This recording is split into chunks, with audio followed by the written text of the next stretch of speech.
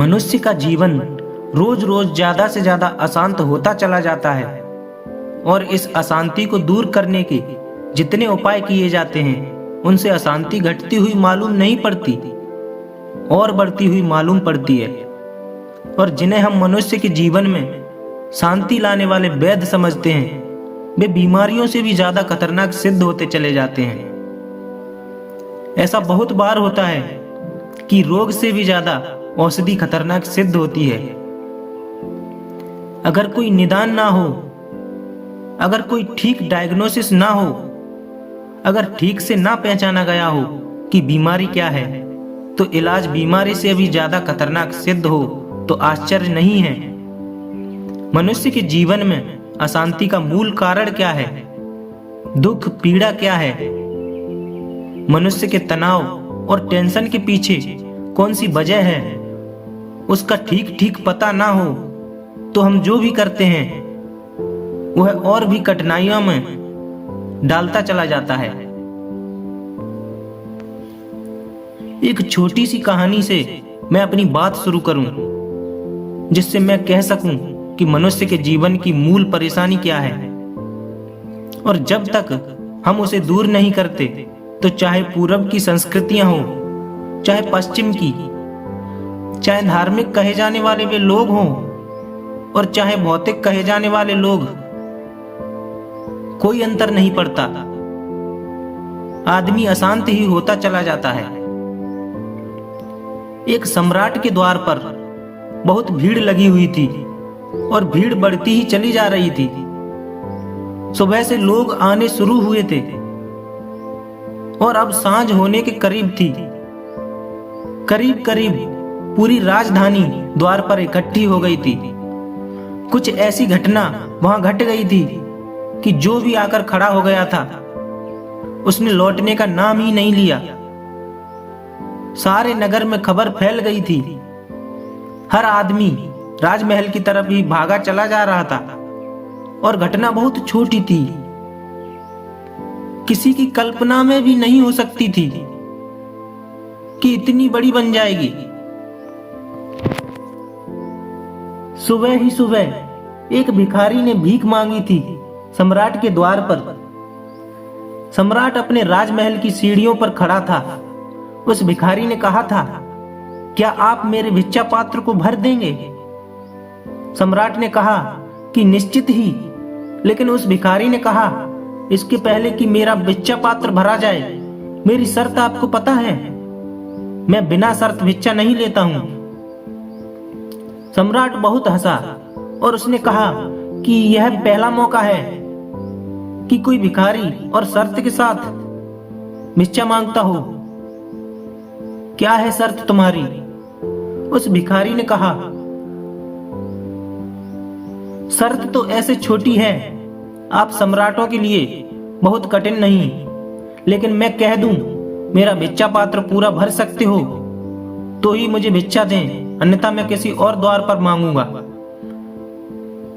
सम्राट और भी ज्यादा हंसने लगा और उसने कहा, पागल मालूम होते हो, इतना छोटा सा भिक्षा पात्र लिए हो, हम उसे भी ना भर सकेंगे, ऐसा संदेह का कारण क्या है? फिर सम्राट ने मजाक में ही अपने वजीर को कहा कि अब धन से भर दो इसके भिक्षा पात्र को, अन्न से नहीं, स्वर्ण मुद्राओं से भर दो, ताकि यह भिखारी अपनी आगे के लिए शर्त भूल जाए और यह समझ ले कि सम्राटों के द्वार पर भिक्षा कैसे मांगी जाती है। उस भिखारी ने फिर कहा कि ध्यान रहे, मेरी शर्त ख्याल है ना, पात्र पूरा भर देंगे, अधूरा तो नहीं लौटना पड़ेगा, क्योंकि अधूरा पात्र लिए मैं कभी लौटता नहीं हूं। सम्राट के वजीर स्वर्ण असरपियां ले आए और भिक्षु के पात्र में उन्होंने डाला और डालते ही सम्राट को अपनी भूल पता चल गई। वे असरपियां उस पात्र में गिरते ही खो गईं, जैसे गिरी ही ना हो, पात्र खाली का खाली। और तब समझ में आया कि शर्त बहुत महंगी पड़ गई है, लेकिन सम्राट बड़े सम्राटों से नहीं हारा था, इस भिखारी से हार जाएगा, इसकी भी उसकी तैयारी नहीं थी। उसने अपने वजीरों को कहा कि चाहे मेरे सारे खजाने खाली हो जाएं, लेकिन यह पात्र भरना ही है। फिर एक दौड़ शुरू हुई, खजानों से धन का आना और इस भिक्षु के पात्र में डाला जाना और उन सब का खो जाना और पात्र खाली का खाली। इसलिए वह भीड़ इकट्ठी हो गई थी। सांझ होते होते राजा के खजाने खाली होने लगे, लेकिन पात्र के भरने का कोई भी आसार दिखाई नहीं दिया। फिर राजा थक गया, हार गया, उस भिखारी के पैरों पर गिर पड़ा और उसने पूछा, जाने के पहले मैं तो हार गया। मैंने स्वीकार कर लिया कि तुम्हारे पात्र को पूरा नहीं भर सकूंगा और भूल हो गई मुझसे। लेकिन जाने के पहले इतना बता जाओ, यह पात्र किस जादू से निर्मित है, किन मंत्रों से सिद्ध किया है, यह पात्र भरता क्यों नहीं है? वह भिखारी कहने लगा, ना कोई मंत्र, ना कोई जादू, एक बहुत छोटा सा राज है इस पात्र का। इस पात्र को मैंने आदमी के हृदय से बनाया है। ना आदमी का हृदय कभी भरता है, ना यह पात्र कभी भरता है। मुझे पता नहीं कि यह कहानी कहां तक सच है। यह भी नहीं पता कि आदमी के हृदय से कोई पात्र बन सकता है या नहीं बन सकता है, लेकिन उसे जानने की जरूरत भी नहीं है। एक बात निश्चित है कि आदमी का हृदय कभी भरता नहीं। चाहे कितने ही खजाने मिल जाएं, चाहे कितना ही धन, चाहे कितना ही यश, जो भी मिल सकता है मिल जाए, और आदमी के हृदय का पात्र खाली का खाली रह जाता है। और आदमी के हृदय की भी एक ही शर्त है कि मुझे भर दो। मुझे नहीं भरोगे तब तक मैं शांत नहीं हो सकता हूं। आदमी का हृदय कहता है मुझे भर दो तो ही मैं शांत हो सकता हूं, तो ही मैं सुखी हो सकता हूं। और आदमी का हृदय कभी भरता नहीं। और इन दोनों के बीच जो तनाव है वह अशांति बन जाती है। महत्वाकांक्षा, एम्बिशन के अतिरिक्त और कोई अशांति नहीं है। महत्वाकांक्षा किसी भी तरह की हो सकती है। एक आदमी बहुत बड़ा महल खड़ा करना चाहे तो भी महत्वाकांक्षा है, और एक आदमी स्वर्ग में प्रवेश करना चाहे तो भी महत्वाकांक्षा है, और एक आदमी धन के अंबार लगाना चाहे और पृथ्वी पर सबसे बड़ा धनपति बन जाना चाहे तो भी महत्वाकांक्षा है, तो भी एम्बिशन है। और एक आदमी नग्न खड़ा होकर सबसे बड़ा तपस्वी बनना चाहे तो भी एम्बिशन है, तो भी महत्वाकांक्षा है। आदमी जब तक कुछ भी बनने के लिए आतुर है तब तक उसके प्राणों में महत्वाकांक्षा की आग जलती है। अगर कोई आदमी धार्मिक बनने के लिए दीवाना हो जाए, घर द्वार छोड़कर सन्यासी हो जाए, तो भी पीछे जो आग जल रही है वह महत्वाकांक्षा की आग है।